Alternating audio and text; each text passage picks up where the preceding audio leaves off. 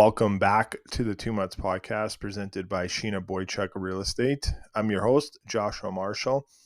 Just before we jump to our interview with Mike Futa, I just wanted to kind of do a little bit something different. I am a proud Christian. I believe in my faith and love God, love Jesus. So I know it's a bit different than what we've done before. One of the cool things with Mike Futa is we both share that love for God and for Jesus. And I think anyone that watched the All-Star game this weekend saw the Justin Bieber stuff and kind of what he's done. And, he's been saved by God. And, I just wanted to kind of touch on this a little bit before the interview started, and just my appreciation for it, because Justin Bieber was saved and I was saved. And, there's a lot of other people that are out there that have been, and if people are in the process that they need that, it's always going to be there for them. So just want to share this beautiful video worship song by Justin Bieber before we got to our interview with Mike Futa. I understand if people want to fast forward to this for the first 7 minutes and get to the interview, they can, but I think a lot of people will like this worship song by Justin Bieber and the cast that he is with here. Just something that resonated a lot to me, and I hope people like it, and if you don't, I apologize, but hopefully you guys like it. Just a one-time thing, something a little bit different before we get to our interview. So enjoy this song as we get to it right now.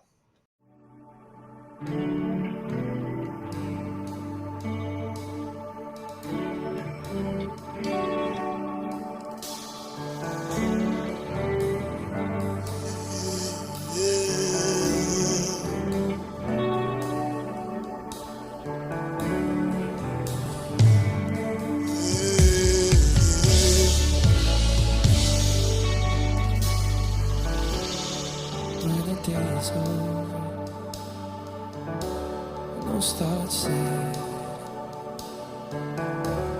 It's when I start to wonder, where do I fit? And then you remind me, you're holding me tight. You say the past is behind me, and it'll be alright.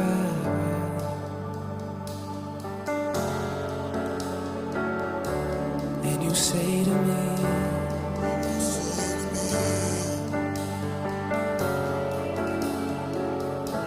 it'll be alright.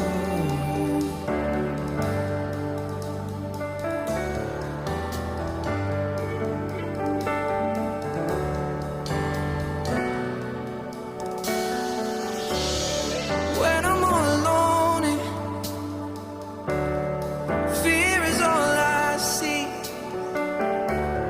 sitting in the silence with these insecurities, and there you remind me, you're holding me tight. You say the past is behind me, and it'll be alright.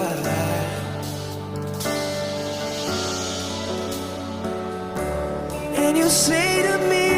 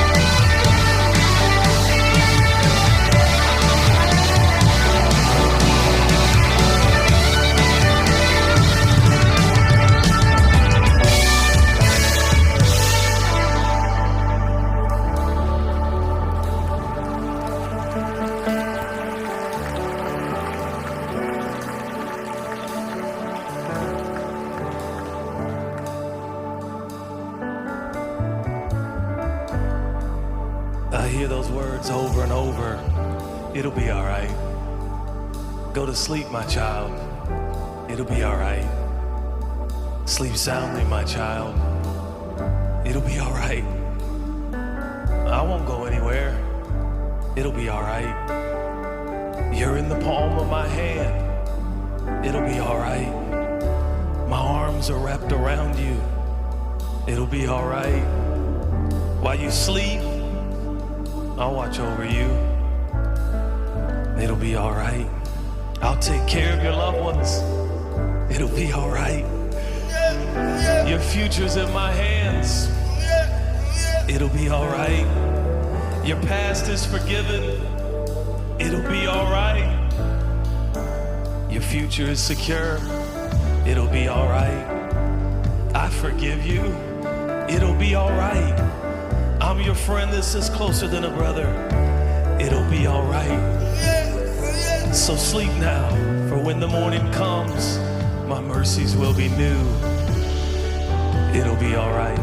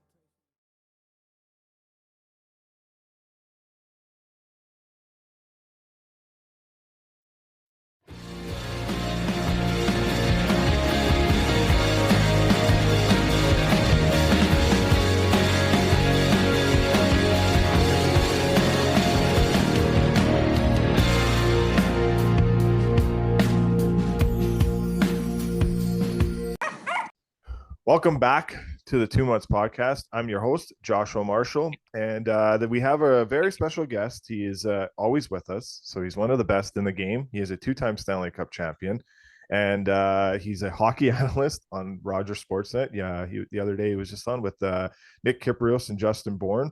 We'd like to welcome back to the 2 Months Podcast. We got Mike Futa. Futes, how's it going?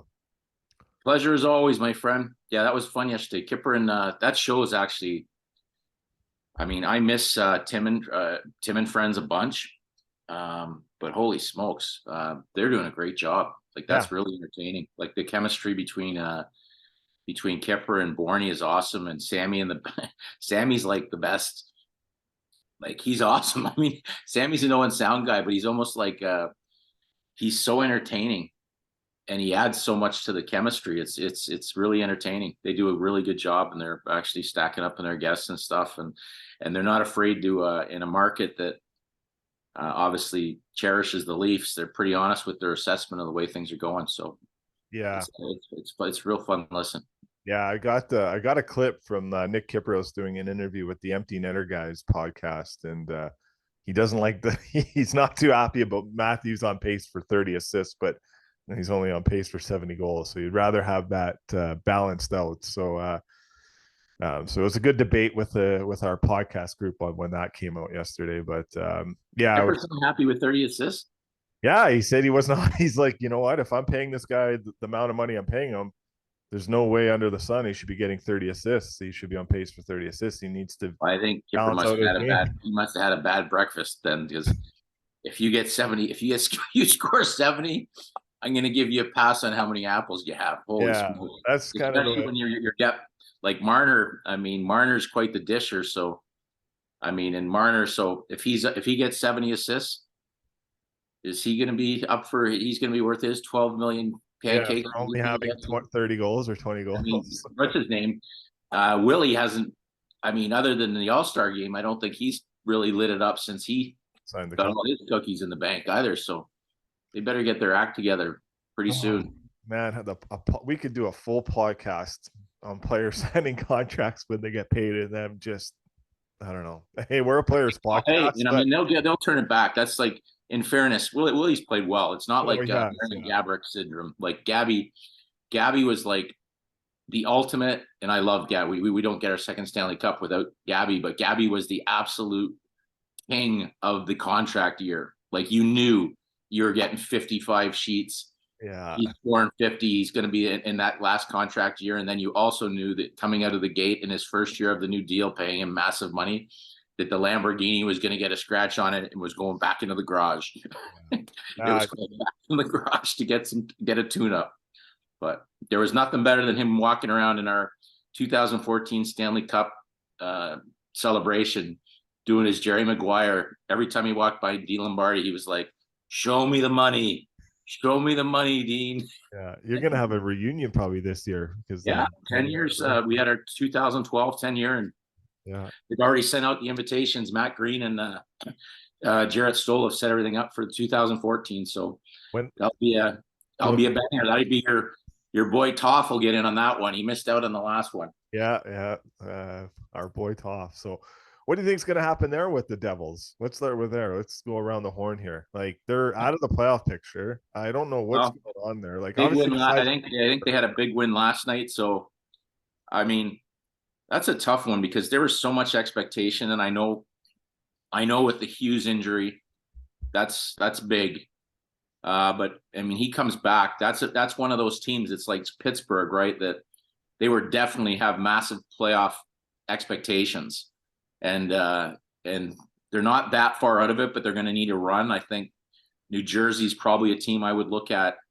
If I were them, I'd be finding some way, shape, or form to either trade for Markstrom or Gibson and solidify the goaltending situation, because there's, it's hard to have that kind of push when you're getting such inconsistent goaltending. And I mean, obviously they're confident in Fitzy. I mean, they just signed him to a big extension as well. I mean, there was some, last year the heat was on Lindy Ruff early, and then it was, we love you, Lindy, then we don't like you, Lindy. And now this year's probably somewhere in between, but yeah, they've got a strong assistant coach there. And in Travis, if they want to make a move there, I think he's a head coach just in the waiting to get back into it. But they've been underwhelming, that's for sure. But there is one team there when you look at between the Hughes injury and the injury to the big defenseman there. That's Dougie Hamilton's been out for quite some time. So those are tough injuries to swallow. But that being said, that's a team that I expect to try and make a strong push down the stretch here to get in the playoffs. Yeah, the goaltending situation is very fluxed in that, and seeing where things go. But yeah, you mentioned two great names in Gibson and Markstrom. We'll see where. Well, I don't think those teams. I don't think there's a real enticing rental out there. I mean, if you want to try and get lightning in a bottle with Fleury, I guess is a big name who kind of has got that obviously championship pedigree. But as far as if those teams, I think that if you're going to give up big assets, you want to make sure you have term. And I mean, Markstrom, I think, is like 3 more years, $6 million. Yeah. Gibson maybe 6.4 million. I think he is. So big money, but I think, they're well worth the investment. Yeah. And the teams are young, like meaning that Devils team is young. There's going to be up and coming for many years. So it wouldn't be a bad thing to get those guys under contract or into that situation. So you obviously have a few, like the Oilers, right? When the Oilers took Ekholm, they took Ekholm for 4 playoff runs. So it was the right thing to do. At least you have him for 4 playoff runs. So with getting these guys, you have them for multiple playoff runs, and the Devils should be in that conversation with how young and good that talent is on that roster. But definitely a disappointing part here, and they've been hurt. So we'll see where they get back. Obviously losing Dougie Hamilton was a very tough blow, and he's been a great player throughout his NHL tenure for sure. We just had Dregs on. This player very, very well. He is a huge reason why you have 2 Stanley Cup rings, and your name is on the cup. And as you always say, you get to meet the guy with the white gloves, and the big guy for doing that was Jonathan Quick. 3rd consecutive start here in New York. Shesterkin's going to kind of take a little bit of a reset. He's going to work with the goalie, the goalie coach, and he's going to do some video. But what a signing that has been, and what a redemption kind of tour, if you want to say, for Jonathan Quick. And maybe they would love to have him back in LA. But thoughts on your boy Quickie? There's no words for that man. I mean, I think he's 6 wins from becoming the all-time all-time American goaltender in wins column, first ballot Hall of Famer without question. Yep. But if you meet this guy, his compete level is at another level, like another level of competitiveness. And I mean, again, I mean, Justin Williams used to say there's that it factor that he can get into your head if you're in the other opposing dressing room and you're like, how do we beat this guy? And I mean, I guess they're giving a lot of the goaltender there, goaltending coach is getting a ton of credit with the Rangers for, kind of having Quickie's style changed. I mean, I have to look at it a lot closer. I still see a lot of the same era, like the whatever helicopter, like this guy's athleticism is so off the charts. And again, I mean, I remember him saying to me, he's just it's just an incredible family. Guys just gravitate to him. They love him. That I could this guy's so good. It's obviously Aiden Hill last year. I think a lot of his resurgence into becoming the star he has is just being around Jonathan Quick and not taking anything away from the goaltending coach. I know Allaire gets and well said, but I mean, he's like just being around him, even like he's starting to open up a little bit more with the media. Like I remember when he came into the Kings game, when he came back to LA and they gave him that massive 2.5 minute standing ovation. And he said, just another video tribute kind of thing. But you could tell that one got to him. Like his actions on the ice were a lot different. He learned his press conferences from Daryl Sutter, which is stoic, straightforward. Yeah. Don't give them anything. Just another win, another 2 points. I'm here to get the win. Nothing emotional, but you can tell as he's got older here, he's starting to really understand what a great ride it's been. I mean, the third cup, having his kids on the ice, running towards him in the Vegas, and now you see what he's doing. He always joked with me, Futes, if you get a job and you're not with the New York Rangers, don't you dare trade for me, because I want to end my career. If the Kings are going to ever give up on me, I want to end up as a Ranger or an Islander or a Devil. He wanted to finish the story like Cody Rhodes, close to home, right? And for him to be in the Rangers jersey and seeing the way he's playing and the amount of teams. I mean, 4 years ago, or 3 years ago, when I was with Carolina Hurricanes, I said, you got to get this. Like, if he's available, you've got to get this guy. Because at that time, they were starting to lean towards a couple younger guys. I can't even remember who the starter was at the time, but there was kind of the Cal Peterson. The torch was being passed to Cal, and it was like, are you kidding me? And of course, at the time, the analytics guys there were like, Quickie will be done by the end of the year, and you see how his numbers have fallen off, and he just doesn't have any more left in him. And now, how would the Carolina Hurricanes look with Jonathan Quick in the way he's playing right now, with his championship pedigree? And Justin Williams and I pushed, but the numbers, the analytics just didn't add up. But there's not an analytics number to formula to represent ultimate character and compete off the charts and championship pedigree. So good on Quickie. I've never been a Ranger fan in my life, but I'm a huge Jonathan Quick fan. And every time he starts, and I see again the other night, first star, and big time first star, like, yeah, that was a big game. Incredible. Like, he let the one between the 5-hole right out of the gate to McKinnon, and then he just shut the door. And it's just fun to watch. Incredible guy, better family, better human being. I joke with him all the time. I text him and joke with him all the time. So want to make sure I get my seat at his Hall of Fame induction. Yeah, get there. That'll be a beautiful night for sure when that night comes for that man. And great person, great hockey player. It's always fun watching him play. Just pulling for him.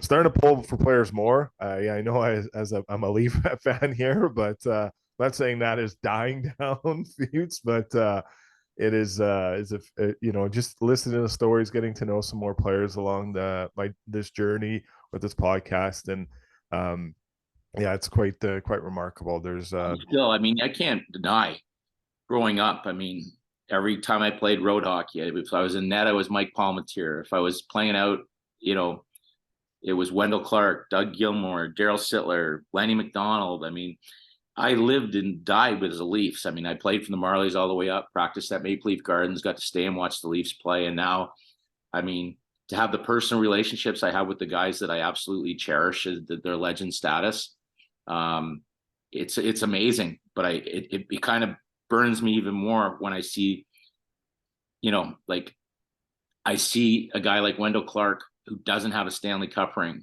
and Daryl Sittler who doesn't have a Stanley Cup ring, and how they still burn watching this team play and how much they yearn to see these guys win. And sometimes when the effort isn't there, you just wonder what it'd be like if one of those guys were on the ice. Wendell Clark and Darcy Tucker and, Doug Gilmour played a couple shifts with these guys. Would they really see what it's like to really be a Maple Leaf and how much pride they had in the jersey, and how it just amazes me that group never found a way to get a cup ring, because they're so deserving. Yeah. When you think of the burn that group had. Yeah, it's a great group for sure. But a team that's won a few cups, and that's the team that you were with the LA Kings. Obviously, relieving Todd McCullough of the coaching duties, and that was obviously pretty tough for Rob Blake to do that. And Jim Hiller comes in, and DJ Smith comes in from Ottawa as an assistant coach, and Jim will take over on interim basis for the rest of the year. A bit shocking. I think we all expected. They had a great start. Cam Talbot kind of lost his game a bit here, and Pierre-Luc Dubois has not been the player that he wanted. And I think maybe anyone can understand when Drew Doughty was making his comments, about players, he probably one of them was directed towards Pierre-Luc Dubois, but and it's unfortunate that Todd lost his job, because he is an amazing coach. And but where are you at with the Kings? Obviously a big win. Trevor Lewis wins, gets the game-winning goal in their last game before their All-Star break / the bye week here.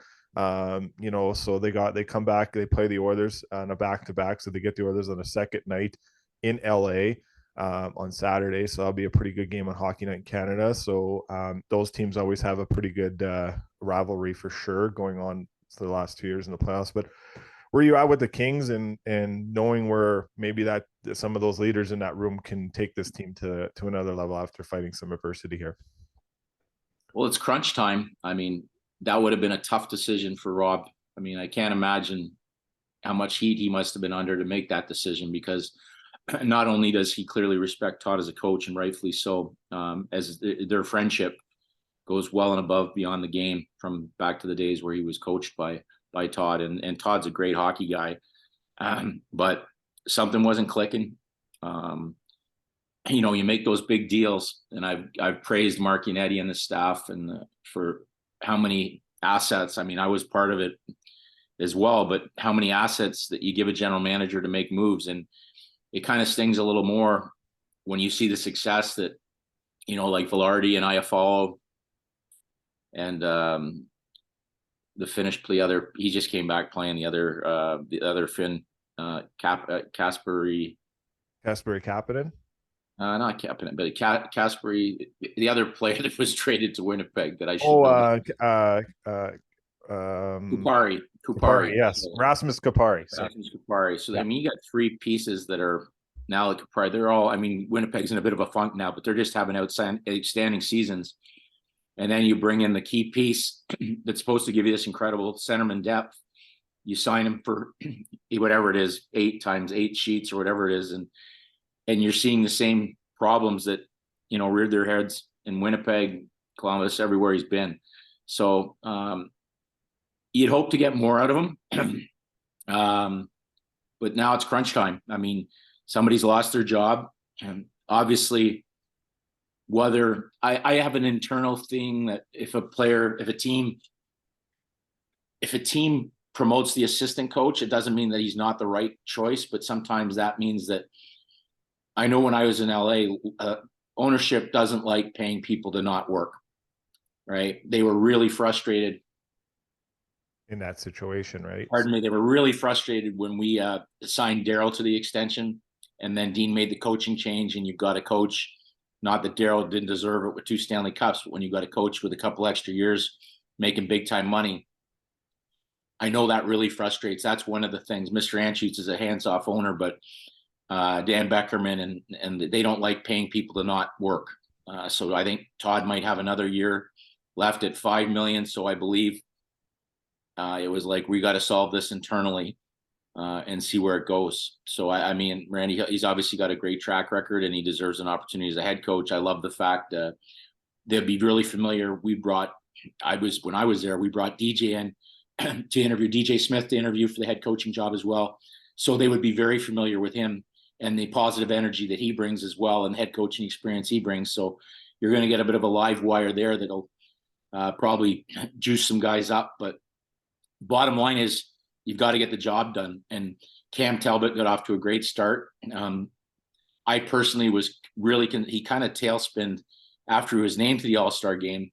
And I think I might have mentioned, for me, if a goalie's struggling with his game and his confidence, the last thing you want him to do is go to an All-Star game and have the Harlem Globetrotters coming in, taking 50 shots from all different skills competitions and angles, because that's probably not the best thing for your confidence. But it looked like he held his own at the All-Star game. So hopefully he finds his game. But I think that down the stretch for the Kings is going to be the biggest thing, is if there's an area that they probably want to stabilize, is their goaltending position moving forward. And again, you probably got some pieces.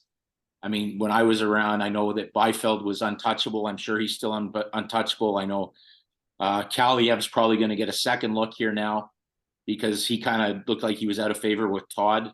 Yeah. And they really felt exceptionally high on him. And Brant Clark is another piece they never wanted to part with.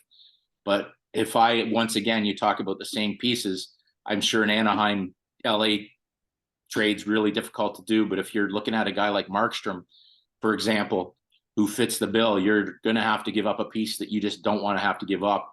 And you're going to have to work some cap magic as well to fit in a goaltender, because as Luc Robitaille said, this is a Stanley Cup contending team. And that was their goal. It wasn't just to make the playoffs, but compete for a Stanley Cup. And they're in a playoff race. So they've got some work to do. Yeah, they definitely have their work cut out for them. So we'll see where that all goes in a big game against the Oilers on the weekend, and that'll be a fun one to watch for sure. Let's go to the Leafs here. Let's dive a little bit deeper. I heard Brian Boyle talk yesterday. He did not like the Pee-wee comment that Sheldon Keefe referenced to Timothy Liljegren's lack of awareness towards the end of a power play, where McLean came out, got his first NHL goal with his dad on the bench. So that was a pretty good moment for that family. But the unfortunate part is that it resulted in not a good play that Sheldon Keefe didn't like. Now I understand the next day he came out and said different comments, and a lot of it was at that time he could have made a change on the power play. That first unit was already out for a minute 5 seconds. He kept them out there, so they ended up playing the full 2 minutes. So he said that there's a whole full of sequences that kind of played in factor of that. But back to Brian Boyle's comments, where he just didn't like the fact that these are happening a lot more from Sheldon Keefe. Do you think Sheldon is on the hot seat with these comments? Do you think he's lost the room here? Or where are you at? Obviously, Leafs need help on D. Where are you at with Sheldon and the full Leafs situation as they go into a big game tonight that you'll be at against the Dallas Stars? Well, it'll be interesting because they get Dallas. They skip Ottinger, which should help them, because he played last night against Buffalo. So I guess they'll get Wedgwood. And they had their glorious weekend where the Stars shone and they had their success. And as what his name was, Pasternak said, they got their championship. Yeah, with Justin Bieber coaching. They're up against it here, but I love this team's A game is exceptional. I still think they need help in the back end. Brad's going to have to work some magic. It looks like Samsonov seems to have found his game. But I just go back to last year when Sheldon called out the Stars really early and then had to run it back. And this year he seems a lot more recent, that he seems a little bit more frequently calling guys out. And you've got to be, you got to be careful. As you know, Darryl went through it in Calgary with a couple of those press conferences where he was a little bit sarcastically, demeaning when he talked about the size of Peltier and stuff like that. I think it was somebody when they called him up, the little. Yeah, it was Jacob Peltier and Matthew Phillips too. But the players now, it's a fact. I mean, you've got to be sensitive to the fact that when you're calling them out, there's got to be a little bit of a brand in the way you do it. You can probably do that you can do that stuff internally in the dressing room, but it plays out so much more in the social media when you do it publicly. And I've noticed that Kiefer has been doing a little bit more often. And again, sometimes when you're starting to feel the heat, I saw it a little bit with DJ as well in Ottawa. I think if internally you're starting to feel a little bit, you become a little bit more openly critical of your players, and you got to just watch that, especially in a market like Toronto, because nothing's going to pass. So it'll be interesting to see how that falls itself out. But again, these are players that internally, I mean, when's the last time that the Leafs developed their own overdeveloped somebody? You know what I mean?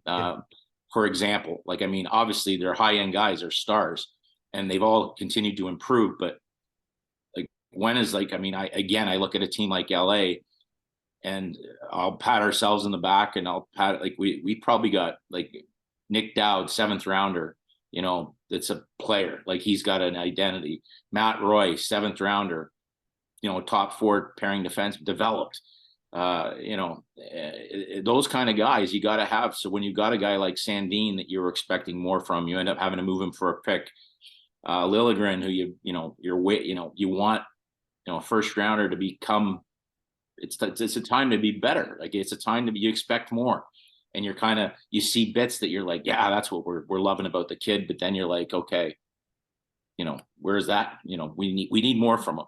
Yeah. So again. You hope more. Probably the best developed player in the Leaf organization is one of the best players in the Edmonton Oilers. Yeah, I know. That's a tough one. Yeah. Zach Hyman, right? I still can't fathom how a player like that, when you look at how that line would look with Marner, Matthews, and Hyman still, to think that. What is he? $6 million. Who cares what he's making? It's 5.5 million. Penny on the dollar. It's what you're paying Bertuzzi or whatever you're paying, close to what you're paying Max. So, and those are great hockey players too. But Hyman, this guy, how he was in that All-Star weekend, this guy's going to be a lock in the Olympic or the Four Nations. This guy's just such a stud, and they developed him. Yeah. And now Edmonton's reaping the benefits of developing him. So there's got to be some internal growth. It's got to be hard on Tree because there's not, as I've said before, just like LA's got guys that they just refuse to move on from, like Byfield and Brent Clark. It must have just killed them to have to move on from Faber, who looks like an all-star playing in Minnesota. You see what's going on with the guys in Winnipeg that they moved on from. Eric Cernak's got 2 Stanley Cups playing in Tampa Bay. These are all guys that were moved on from. So you got to be careful about what you're moving on from. They've protected Nyes, who looks like he's their stud, and they'll continue to protect him. They can't move on from that guy, but there's not a lot of bullets in the chamber for Tree to improve this team, giving the cap space that involves and plus the lack of assets that are movable. Well, they got no 2nd round picks for the next 3 years. So and if you want to get Tanev out of Calgary, you're going to have to pay a first. And you stock. The only thing I'd say about stock, right? Josh, I love that. It's I think the only thing with Tanev, in my opinion, is you've got to internally think in your mind that you're going to be able to re-sign him. You're not paying any kind of those prices for a rental. And there's some good rentals. Even they've got some hands-on. They've seen what Lubishkin offers from. He's probably not going to cost as much as a depth right shot UFA. But I think the Leafs know internally, with given the relationship that Brad Treliving would already have with Tanev, that if they're going to give up the assets, that he's not going to be a rental player. Yeah, and they've had Ilya Lyubushkin in this organization before. So but I do think that Tanev. If I could get Tanev tomorrow and work out the salary cap, I'd give up a first for him, knowing that, and I'd have a deal done in the back pocket with Pat Morris that he's signing long term at a reasonable number. So you're not giving up a rental player for a first round pick. Yeah, I just think he fits so much in right shot D, penalty killing warrior. I know he's banged up, but he's banged up because he plays so hard. So I still can't get off the fact that I think he's the perfect fit. And he's from the area too, right? So getting a homegrown guy that already is familiar with the area. Our NHL news and notes segment is brought to you by Sheena Boychuk. Yes, you heard that last name right. That's Sheena Boychuk. As a licensed realtor, Sheena has you covered to buy and sell your home in this hot market. She also offers home consulting services to help you upgrade your living space. Check her website out at sheenaboychuk.com and tell her the Two Months Podcast sent you. Realty by Design, your design approach to real estate. Coach Rupper here from 2 Months. Thanks for tuning into the podcast. Now let's grab a knee. Have I got a deal for you? We have teamed up with Manscaped, and we can save you some big-time coin this upcoming NHL season. Guys, are your sticks and pucks getting hairy in the corners? And gals, is your goalie still using horsehair Coopers? Well, let's wake up! Use the code 2MUTS to save 20% plus free shipping on Manscaped products. Listen, we all love to score and we all want to win the cup. Why not do it on a fresh, clean, smooth sheet of ice? That way we all win. Manscaped is the only way to go. Again, the code is 2MUTS to save 20% plus free shipping on Manscaped products. Now let's bring it in. Manscaped on 3. 1, 2, 3.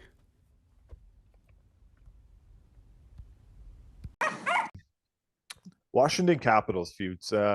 Obviously, Backstrom out, and Kuznetsov goes back into the players assistant program for the second time here. And again, full disclosure, we all, Futes here, and I hope he does the best and gets the help he needs. And we see him back on the ice very soon.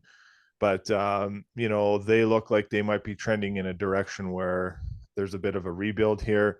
Alexander Ovechkin, 62 goals away from Gretzky's record. That might not happen now. We'll see. But, it looks like maybe the Caps are going to be in a situation here where, they're going to have to trade some players off. And Dowd is in Washington, a player that you just referred to. Where are you looking at here with the Capitals and what they can do with Brian McClellan as the GM and what kind of situation he's facing ahead here? It's kind of eerily similar to the Pittsburgh situation, in the fact that you've got obviously one of the greatest players to ever play the game that's chasing an individual record. But a lot of the success they've had, and they did get a cup, so that gives them some grace, period, that there's just it seems like there's a huge gap between Ovi and the rest of guys, like as far as where's that next young stud coming up. Like, Carlson's as much as I still love the player, they're kind of on the other side of the mountain, so to speak. Backstrom, clearly another Hall of Famer who's on the other side of the mountain. You've got Tom Wilson, who's clearly a valuable asset if they wanted to do some rebuilding. But how do you live up to the expectations of getting Ovi where he wants to go individually and do what's really, truly best for the team? And that's going to be the decision they have to make internally, especially with a guy. And that's going to, again, when you look at what Sid's doing, and you look at how much is invested in Letang and in Malkin and Erik Karlsson now, right? Karlsson now, and then you look at Tristan Jarry's. I think he's a UFA next year, and he kind of can't. You don't really know what you're getting on a nightly basis with him. Jake Gensel too, and then you got Gensel, who's like a huge asset if you want to move him. Now, I don't think you can look at Sidney Crosby when you're 2 points out of a playoff spot or 3 points out of a playoff spot and say, okay, we're moving on from Gensel because we're going to half-ass rebuild or we're going to tool because we need some young assets. I just can't see how that happens. Particularly when everybody said that Vancouver was the landing strip for him or landing spot for him, and the assets that they gave up almost tells me that they felt they had to move on Lindholm because the Gensel thing wasn't going to be for them to do. I just think I know we started talking about Washington, but I think Pittsburgh's such a similar situation where I can't see Washington making the playoffs this year unless their goaltending kind of goes back and starts standing on its head again, which I don't see happening. And now losing Kuznetsov, where Backstrom's at, I just think they're going to fade away. And it's hard. It's not a great thing being the 9th or 10th seed with an aging team. And the bigger one for me is Pittsburgh, because their expectations, obviously, with Dubas getting there and the Carlson trade, they were not expecting to be a 10th seed either. So you got to look at teams like Philly. Can they hang on with the momentum they have? And, can Detroit keep paddling the boat in the direction they're going? And which one of those teams is going to drop when a team like Pittsburgh gets hot? And I guess New Jersey would be my cutoff line for teams and expectation. What's going to happen with the Islanders? Are they going to feed off the Patrick Waugh move and find a way to get in that 7-8 seed, which they normally do? But I would not want to be in the Penguins. Well, I mean, whatever, Dubas has like a 7-year extension, whatever, but that's not a good look if they end up on the outside looking in and haven't acquired any access for a guy like Gensel, unless they know for sure that they can re-sign him. Yeah. Yeah, the Islanders are, and that's all very well said by you. And the Islanders are very interesting to look here because Matt Barzal is back to where he was at his rookie year, so we're seeing this great player, and Patrick Waugh is just throwing him over the bench like let's go, let's go, let's go. So it's obviously pretty sweet. He had a pretty good showing at the All-Star game as well, so that was that boded well for him. Do you see that situation getting better as they get more healthier, and that team could be a bit of a scary team to play because we've seen what they can do when they get into the playoffs, Futes? Yeah, I mean, and like the goaltending clinic the other night, like he was lights out against the Leafs. Like that was scary to think that's the kind of goalie that can win you playoff series when he gets that hot.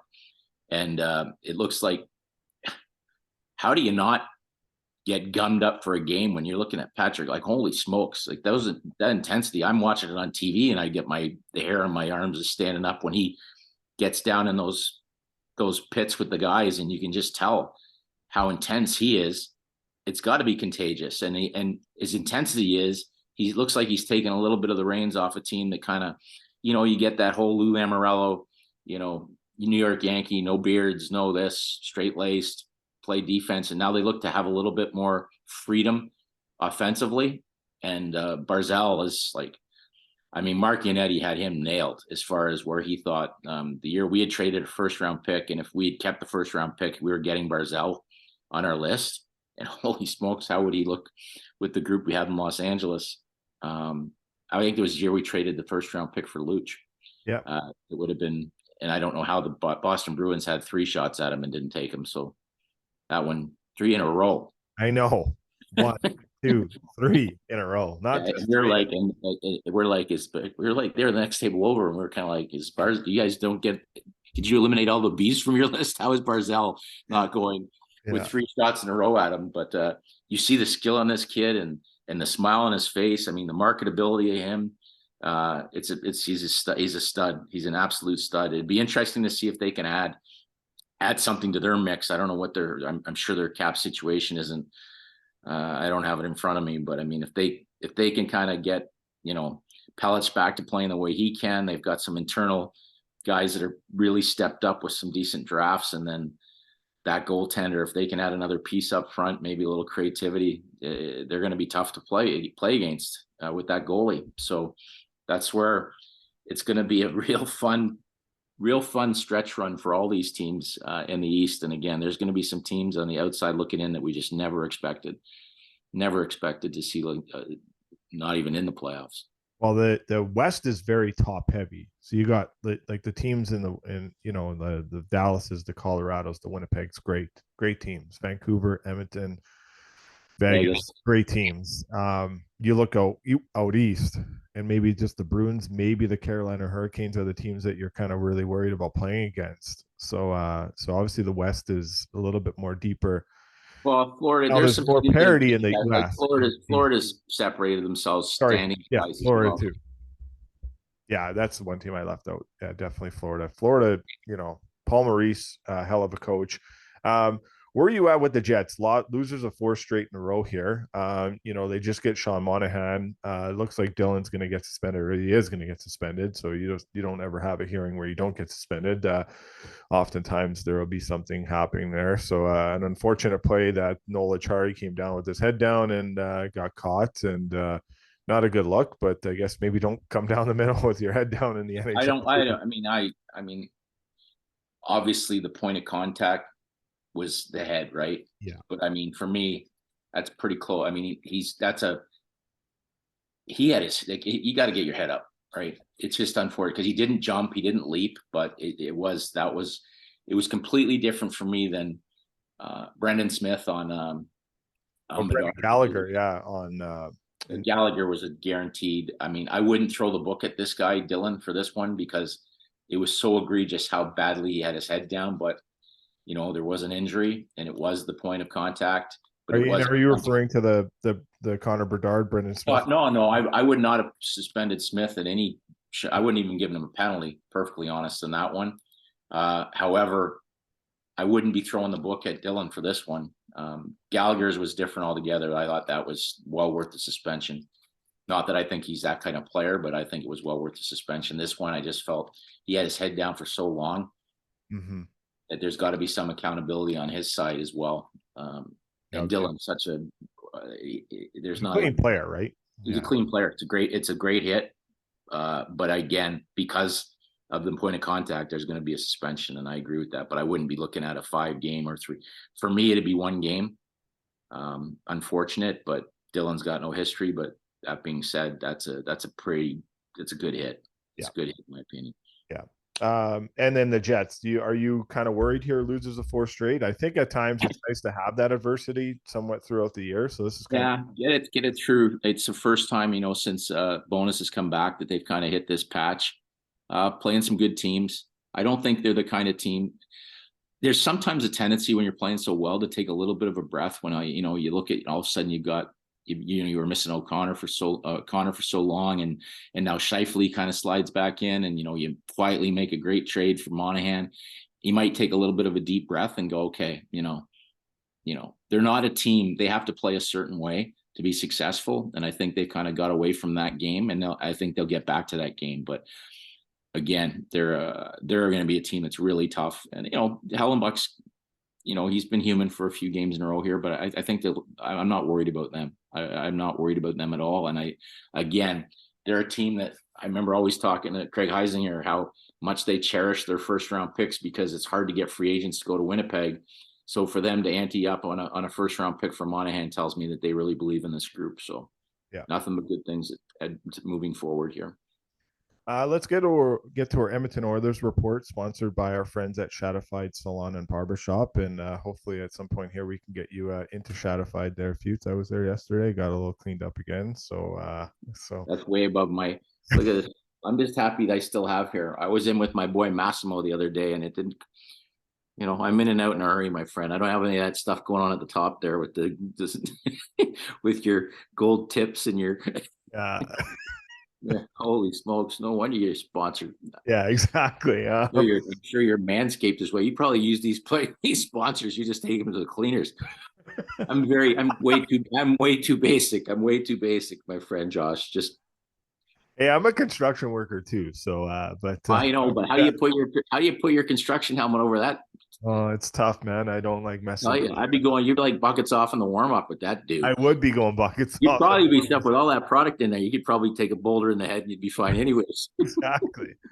Yeah, I always laugh that some of the players have told me the gel in the locker room was always a hot. We were laughing yesterday. I was getting my hair cut, and my guy was his name's Matt. The guy's awesome. He's like a character out of a movie, but he's we were joking about because Bertuzzi got his haircut at Super Clips, right? Oh, he did go there, eh? Yeah. Which is literally like, I think it's like $6, and it's like it's like a student that comes in. So I don't think he went in. It was just a removal of length of the hair. I don't think he went in and came out looking like bronzed up or anything. And it was for charity too. So I would assume that that's probably his last haircut for the next few years. Yeah. But Shadi's my guy. So obviously Shadified and he's a very quiet guy. But his brother Mo cuts the hair for the Oilers. So the other day he just cut Paul Coffey's hair. So yeah, so go check out Shadified. They got 3 great locations in Edmonton. So if you're in the Edmonton area, go check them out. You'll be taken care of very well by them, and tell them the 2 Months podcast sent you, and subscribe to our YouTube channel, because I keep getting reminded by Shadi. So we just hit over 1,000 subscribers, Futes. So we make a little more income coming from YouTube. So check that out. And we have a ticket giveaway too. So if you guys are listening to this, watching this, more or less watching it, but if you're listening, go to the YouTube. In this interview, you guys could type the city that you're living in for that has an NHL market. So just type in the city, like, and subscribe, and you'll get entered into a draw that Manscaped's helping us out to hand over 2 tickets to a Lower Bowl NHL game. So all you need to do is just put your city in at the bottom in the comment section, and hit the thumbs up and hit subscribe. Help us gain some more subscribers there. But the Oilers, the streak is over. Futes, 16 is the number that they get to, just like the Columbus Blue Jackets. So the Penguins streak is still alive. It's still the best out there, but a great game against the Vegas Golden Knights. Now the Oilers have a tougher schedule, Futes. So where are you at here with this tougher schedule? They took advantage of the wins that they could get in the easier schedule, but now things gets a little bit more tougher. Where are you at with this team, and when they play some really tough opponents this month and going forward here? Well, first off, I give Vegas props. I mean, that was not. I mean, given the fact they're missing Eichel, and they're missing Theodore. Aiden Hill's just come back. Aiden Hill clearly looks like, again, I'm not going to give Jonathan Quick all the credit, but he looks like he's the real deal. Vegas is scary, man. Anytime you're the champs and you can throw up a game like that against a team as hot as the Oilers were, I don't really take anything away from Edmonton. I give so much credit to the way Vegas played last night. It was a hell of a game. The last thing I wanted to do was get enthralled at a 10 o'clock at night regular season game, but I couldn't stop watching it. Yeah. Which totally throws my day off today, but it was well worth it. I mean, I love Kelly McCrimmon. That team is so well built. When you think of that back end, and now you've got a bona fide goalie that looks like he's got her. It was great. I'm not worried about I guess it's the next game. I mean, they've got a couple games coming up. That Kings game for me is going to be a real telltale. Who do they play before that? The Oilers play on Friday night against the Anaheim Ducks. Okay, well, Anaheim, and then you got to think that they're going to be able to get back on their horse. That'll be one that you got to make sure that they don't because it's such a trap. Look into the next one against LA. I don't think with this group that you're going to see that. You have to think to yourself that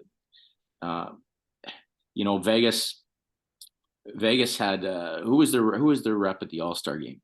The Vegas Golden Knights had Michael got hurt. Why am I drawing a blank? Did they not get anyone there to sub in?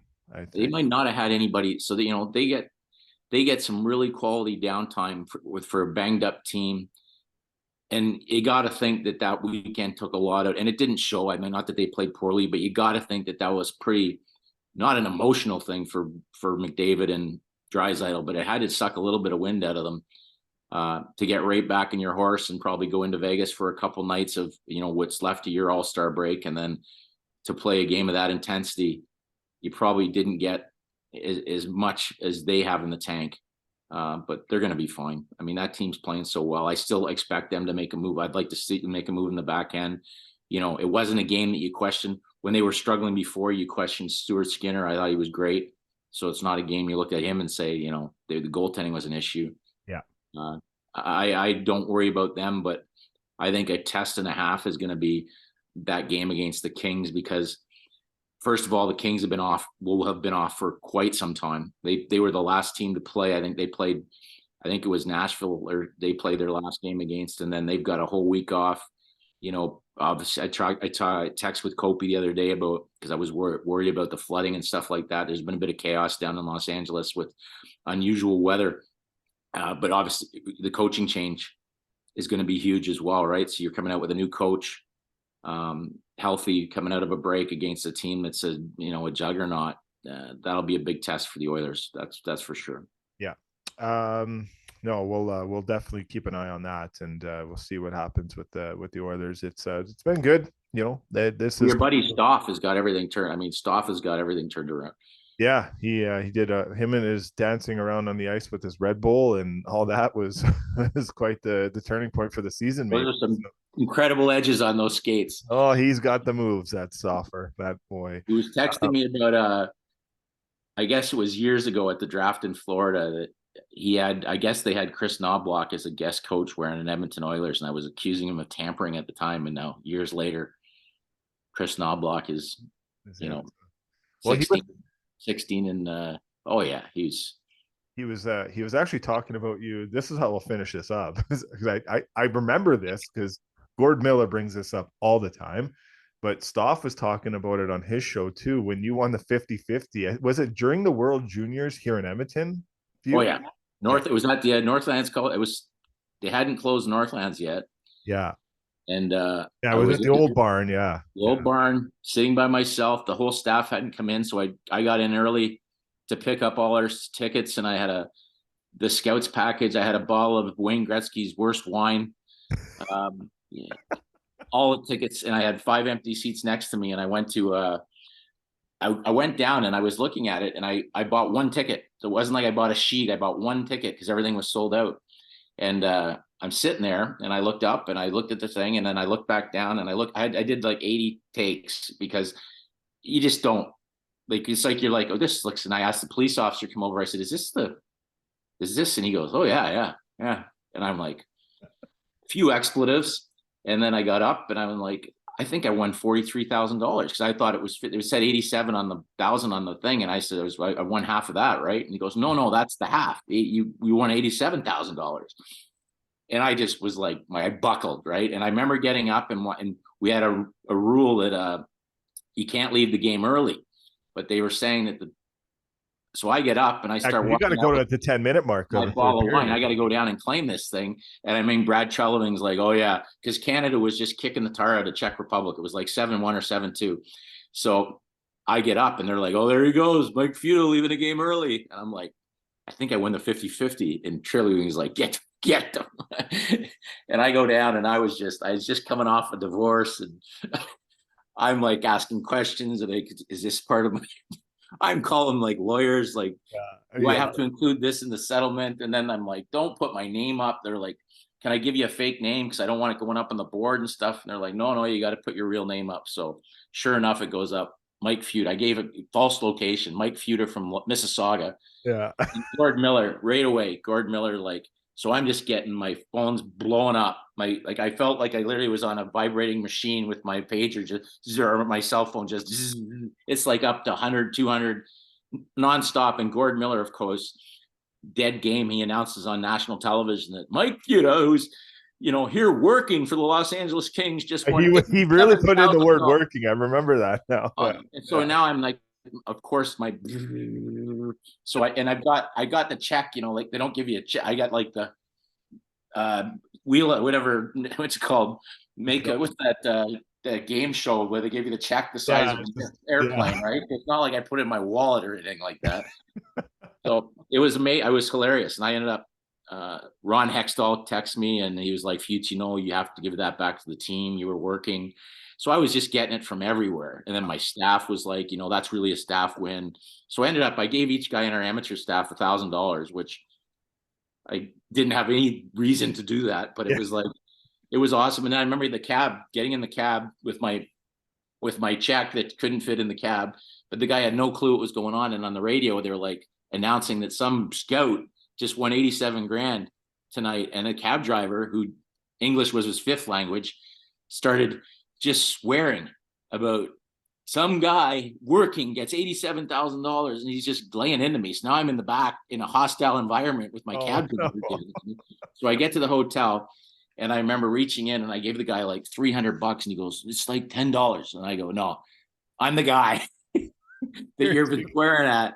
So I had so much fun with it. But I mean, the next day going into the scouts room, and I think I had to fly to Calgary or something you were going back and forth. It was just like, just getting grilled by the boys. Like, you talk about it was unbelievable. And then of course, Dean Lombardi didn't understand. He's like, what did you do last night? I won $87,000 watching the game. He goes, I didn't even file a report. I said, I was too busy counting my cash. counting my change. But Yeah. no, it was funny. And then I didn't have to pay anything to my ex-wife, which was another massive. I could put much money in my daughter's education fund, but Yeah.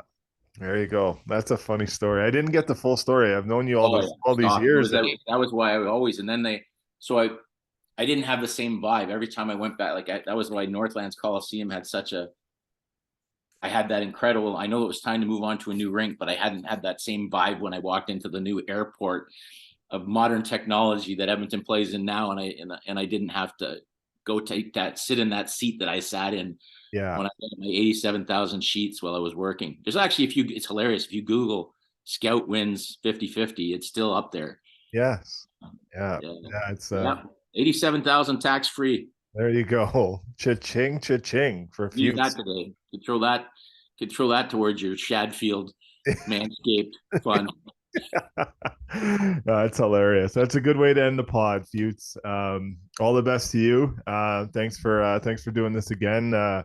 You're always amazing to us, and our listeners definitely love listening to you, and we love having you on. And I know there's a few listeners in one Pacific that enjoys your interviews here. So thanks for everything you do for us, and all the best, and enjoy the game tonight. And we'll chat with you very soon.